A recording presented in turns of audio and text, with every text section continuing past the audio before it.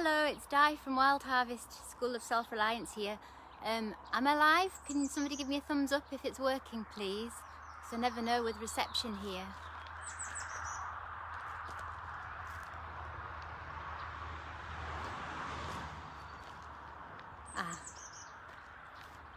Thank you, Julian. I can see it's working. Right, brilliant. We're on. So hello everybody, I'm Di, Wild Harvest School of Self-Reliance. Today I'm going to be talking to you about the oak. Basically this talk could be called How to Make Oak Important Again, and we'll look at some of the reasons as we go on. So the oldest oak tree in England is over 1,000 years old. It's believed to be in Lincoln, and it is 12.36 meters around the circumference around the trunk. So there are actually 500 types of oak tree in the world. 500, and our native English oak is the Quercus robur. It's the broad spreading one that we see Robin Hood and his merry men sitting in all of the paintings. It's the one that's got the little stalks on the acorns. That's Quercus robur. Our other main oak in England is the Cecil oak.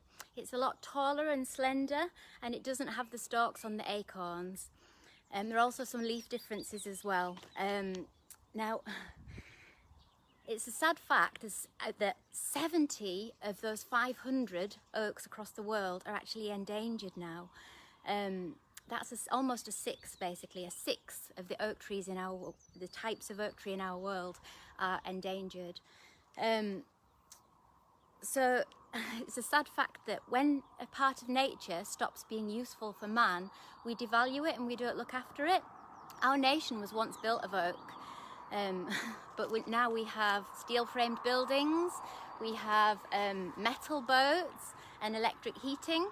So we no longer need to value oak, and it's one of the reasons why we've stopped caring about it. So what my mission is today is to make you see just how useful oak is, so that we can future-proof it by looking at how valuable it is for man, give it some relevance, bring it back into fashion.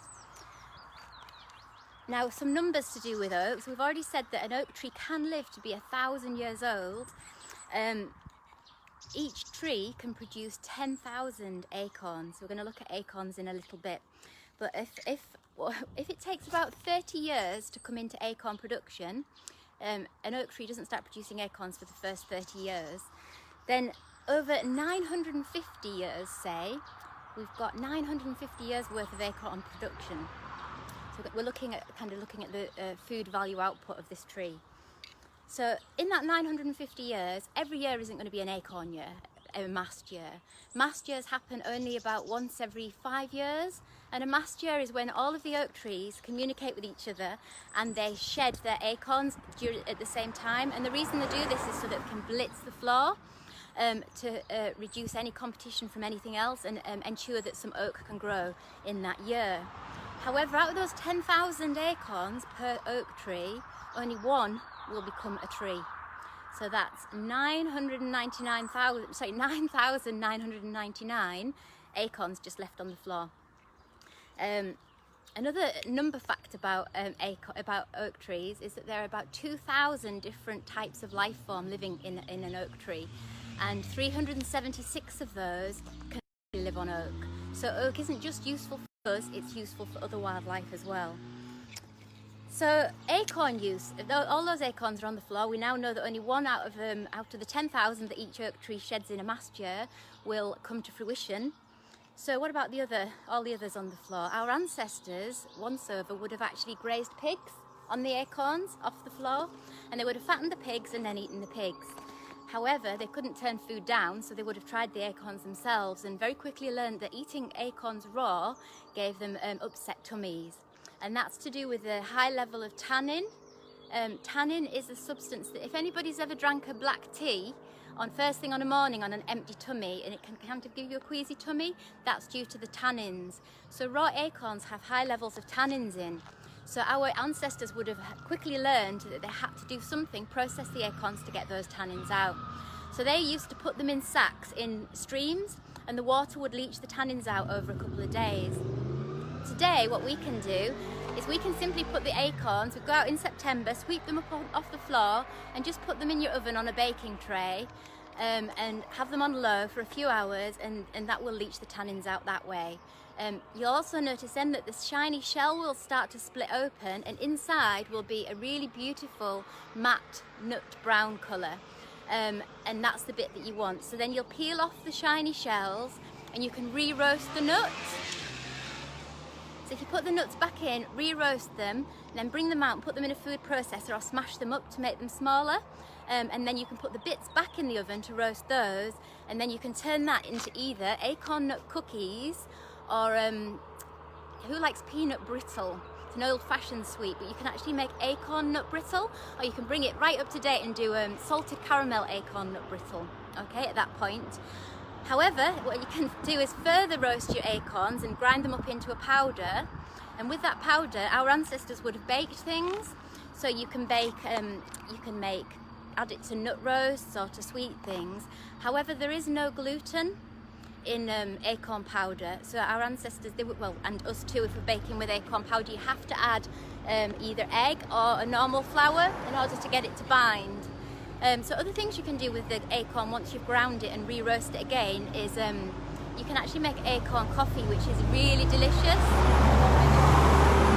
Tractor. Acorn coffee is delicious. It's not the kind that dissolves in your cup, it's the kind you'd have to put in a cafetiere. It's got really mild, mellow taste and no caffeine. So you've got your acorn powder that you can add to baking and also make a coffee with it. So in addition to food stuff and coffee, another product of the nutritional value, of acorns. We've already said they've got no gluten in. There are 6% protein, so 6 grams out of every 100 of acorns are protein, which is actually quite low compared to other tree nuts. It's one of the lowest protein tree nuts. If you compare it to the likes of almond or hazelnut, they have between about 12 and 14 grams of protein per nut per 100 grams. So it's lowish protein, lowish, but it's still got protein in it. Low fat, which isn't an advantage, I don't think. If you think of something like hazelnuts, they've got about 61-62% fat. So acorns are very low fat, but they do have minerals, carbohydrates and calcium. So they're okay as a food stuff. So apart from the acorns, the other things we can use are the leaves, and this is the reason I chose to do oak today is because this is the best time of year to use the leaves. I've actually made some acorn crisps this morning, and I've got some oak leaf wine, not acorn crisps, oak leaf crisps, and some oak leaf wine here to show you. But every time I take the cover off, the leaves are blowing away, so I'll give it a go. 1 minute.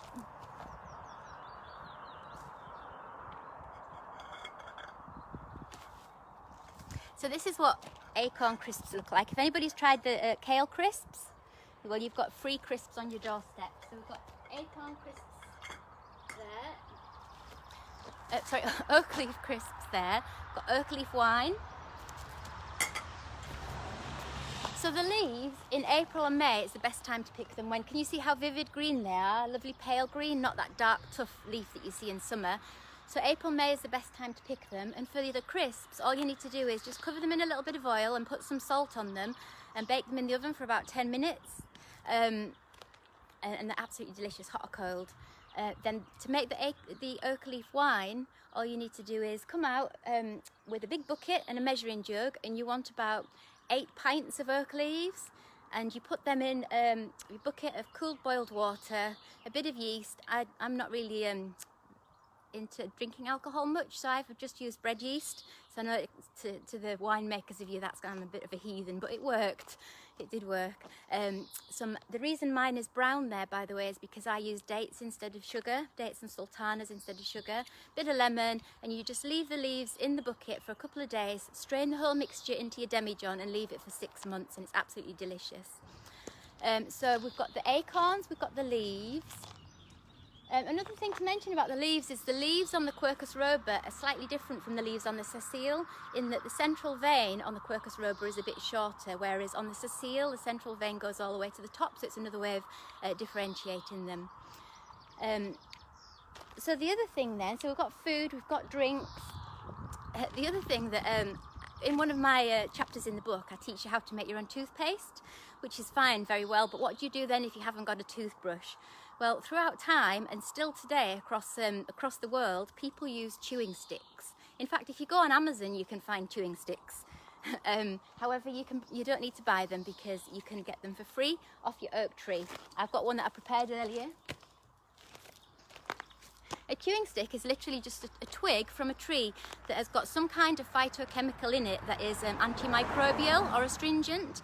So for example, in India they would use the neem tree.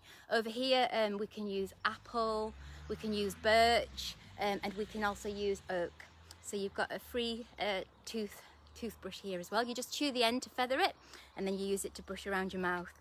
So third use, chewing stick.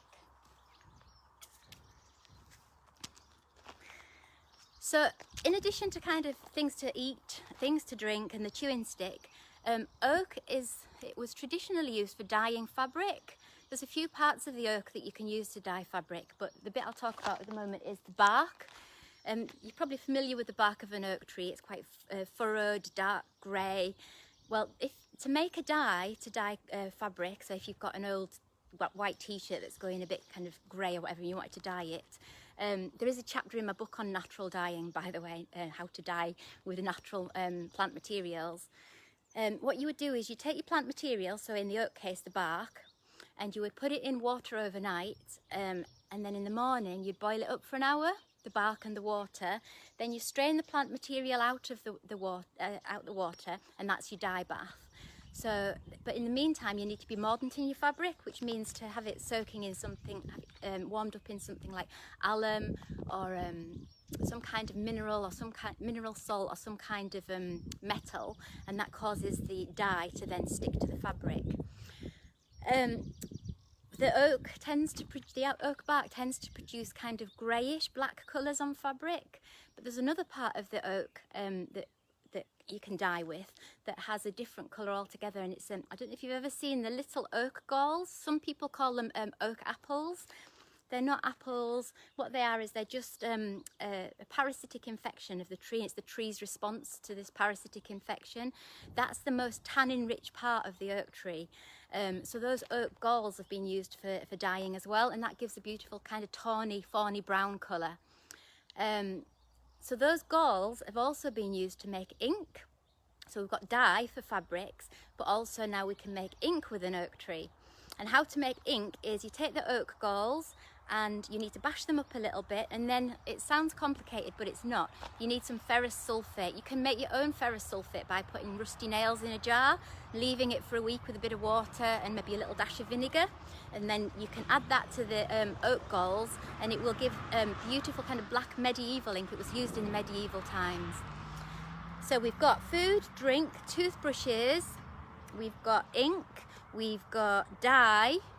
So the next thing I'd like to talk to you about, and this is what I absolutely love about nature, there's messages in nature everywhere you look. It's like once you open your eyes, you can really actually read the landscape. And one of the things that a tree can tell us is direction, or rather orientation. Which way am I facing? So if you think that oak tree has been living for a long time, it's been subject to the... I'm going to show you another oak tree in a minute, and you've got to guess which way we're looking. But that tree has been subject to the weather for all of those years. Now there's kind of patterns in our weather. On the whole, we have a prevailing westerly wind, southwesterly, and the sun normally shines hottest from the south. So trees being light loving on the whole will grow out towards the sun. So if you've got a tree standing on its own, over the years it will send out branches towards the sun. And on the north side, so that's on the south side, but then on the north side what has to happen, because those leaves can't get the sun that they want, they have to, so you've got these branches coming out this way, then the leaves on the branches on the back of the tree have to come and reach up and over the top of the tree. So a tree will develop over time what we call in natural navigation the tick shape, where you've got branches coming out south there, and on the north side you've got the branch reaching up and out over the top like that to get to the sunlight. So the sun will affect the shape of the tree and help you decide which way is north and which way is south. The wind can also shape trees and help you decide which way is west and which way is east. So really, when you're trying to determine which way you're facing, you need to factor in a couple of things, not just go by one variable, not just the sun or not just the wind. So you would need to walk all the way around the tree. And how the wind will affect a tree, if you think, say I'm a tree and the west wind's being blowing, they tend to kind of shape that way. Or if a tree is in a row of trees, you will find that one end, the wind end is small and leaning this way, and then the trees get gradually taller towards the end of the row. So the wind will affect the shape of the tree as well. So it will lean pointing east because it's bent away from the west winds. So with that in mind, I'm going to take you to the bottom of the garden and show you. I couldn't show you this oak tree from this close up, I couldn't show you the shape, so I'll show you my oak tree over the road. And then we'll talk a little bit more about other aspects of how a tree can help with direction. And then we'll look a little bit about agroforestry and community tree planting schemes, which you might be surprised to hear I'm not a fan of. Right, I'm going to take you to see an oak tree, and then I want you to guess which way is north and which way is south. All right? I'm going to try and turn this round, which I believe I can. Can you see the tree in the distance?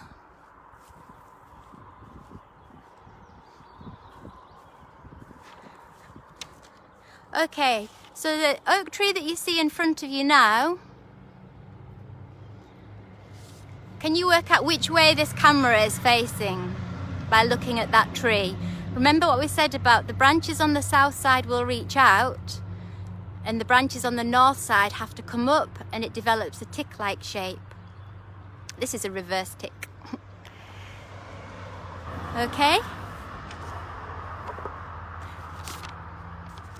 So while you're looking at that, I'd like to talk about other influences, because obviously if a tree is in an area with other trees, then it won't necessarily be a true reflection of where the sun is coming from. It might grow out to the available light rather than the south.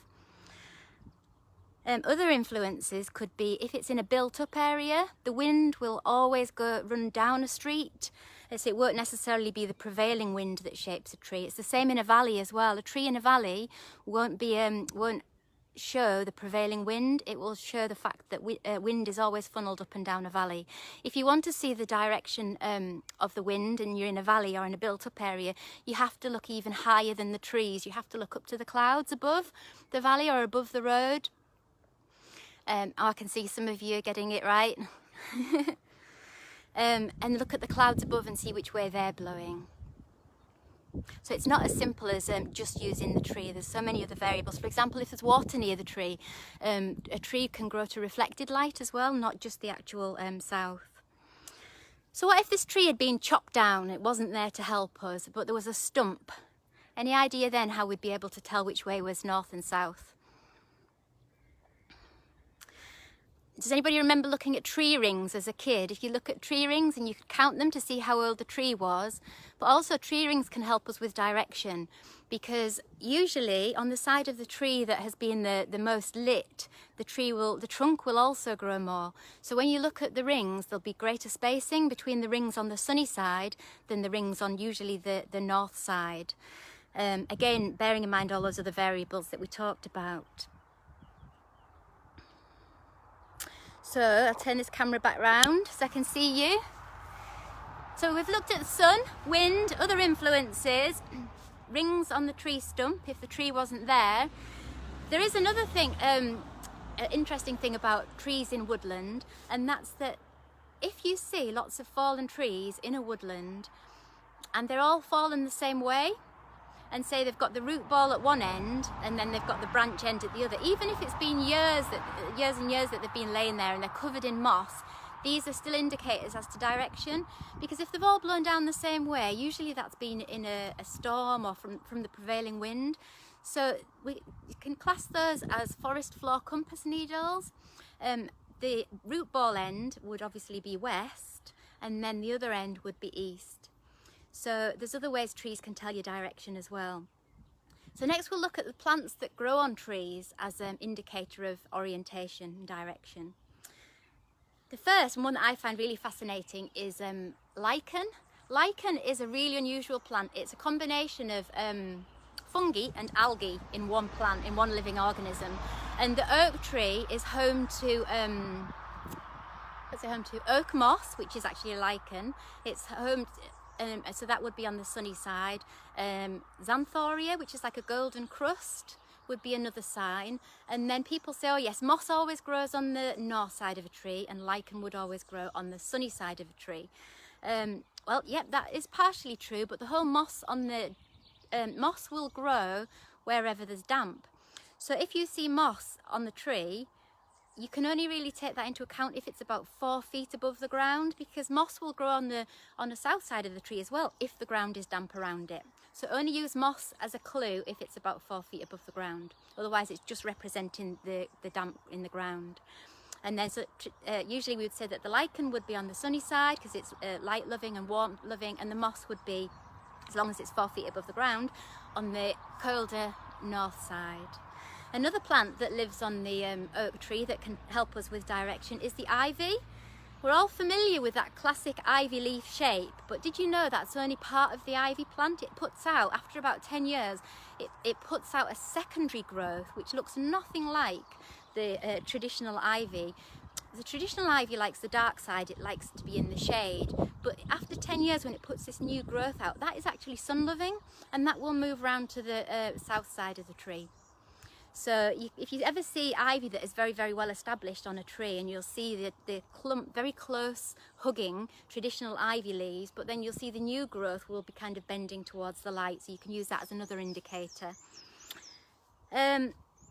So moving on now to agroforestry. So we've seen how the oak tree can give us food, hot drinks, cold drinks, toothbrushes, ink to write with, dye for our clothes. I'm going to look now at the idea of why aren't we making more of this tree. Okay, to future-proof it, we need to learn to value it again. We've lost our connection to ethnobotany, which is, ethnobotany is the study of plants and man's relationship to them. And when we stop having this relationship, we stop caring. So I believe that we should turn the fields in our country, instead of traditional farming, two-dimensional farming, we need to start farming trees. That's agroforestry, because one oak tree can produce as much yield as a whole acre of maize. So if we were planting with trees, we would massively increase not just the biodiversity, but also the output of 1 acre. The problem there, obviously, we've already said that it takes 30 to 50 years for an oak tree to come into producing acorns. But the solution there in permaculture, there's lots of principles that we can use. So whilst you're waiting for your oak trees to grow, you can plant other things for the next 10, 20 years. You can plant your normal crops and have the oak trees interplanted. You can even probably do shrubs, shrub level, because you've got 10, 15 years before the oak is going to produce anyway. So that's called succession. The idea that you know something's not going to come to its maximum for a certain number of years, so you can plant other things to grow up in that meantime. And then the other permaculture principle is bicropping. The idea that, okay, we've got this field and we're going to plant trees in it to maximise the output and the biodiversity, but we can still plant things in between that, or grow things in between that. Something that would love shade, for example, we'd need with an oak field of oak. So yeah, so we need to be planting more oak trees, and I think on a farm level, I'm sure everybody is really attached to these community tree planting schemes. Don't get me wrong, I think they're great, but if you think out of 10,000 acorns, even Mother Nature only manages to see 1 come to fruition. Now, I've seen so many tree planting schemes where so much good intention, but it's like entropy. You know, it starts with this many trees, and then with lack of knowledge, we get this many trees going to come to fruition. So I just think it needs to be done in a more structured, informed way, so that when all these trees are getting planted, often I see them and they're being planted too deep in the soil, so rainwater will collect, or they're being planted with soil up the trunk. so that will rot. They're being planted in the wrong area, which is too exposed, so there's just no way they're going to grow. So we need a little bit more knowledge. I'd like to see it a bit more centralised and a bit more official, rather than relying on community planting schemes. So for an example is the farmer. When I used to live in the caravan, he was given lots of oak trees off the government, and he went out and he planted them on the intakes up near the moor. And I said to him, they're going to struggle. I said, oak on there will really, you need a windbreak of pine, and you need a nursery crop of silver birch. It's not just as simple as getting all these hundreds of millions of trees and just sticking them around anywhere. We need a concerted effort. We need knowledge behind it if we want more than one acorn to grow. So I hope that I've kind of ignited a bit of interest in the oak and how we can start to develop an ethnobotanical relationship with the plants, and really try and bring them back into fashion in a way that if we represent them as having relevance for us and meeting needs here domestically in the UK, then we might start really caring for them and planting them and looking after them in a better way. So I'll sign off for now and hopefully see you next weekend. I'll put the camera back onto that oak tree so you can have one last guess at which direction is this camera facing. Okay, last guess. I'll see you next week. Bye. Thank you.